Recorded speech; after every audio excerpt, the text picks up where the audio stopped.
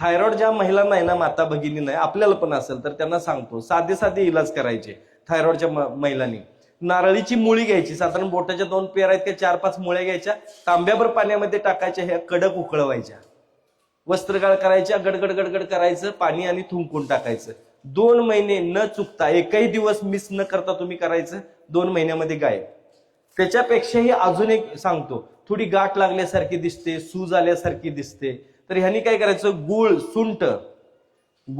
सुंठ लवंग दालचिनी आणि आवळा, ह्या 5 गोष्टी बारीक करायच्या, पेस्ट करायची याची, थोडस हे गरम करायचं आणि त्याचा लेप लावायचा. आठवड्यातून 2च वेळा फक्त करायचं, सगळं ओके होतंय. एका ऍप्लिकेशन मध्येच तुम्हाला खूप छान वाटायला लागेल. करून बघा. ज्यांना आवाजाचा प्रॉब्लेम आहे ना, त्यांनी सुद्धा हे करायला हरकत नाही. ज्यांचा घसा दुखतो बघा थंडीच्या दिवसांमध्ये, त्यांनी सुद्धा हे करायला हरकत नाही. ज्यांच्या घशाला सूज आहे त्यांनी सुद्धा हे करायला हरकत नाही. बघा लगेच ओके होऊन जाईल. करून बघा या गोष्टी.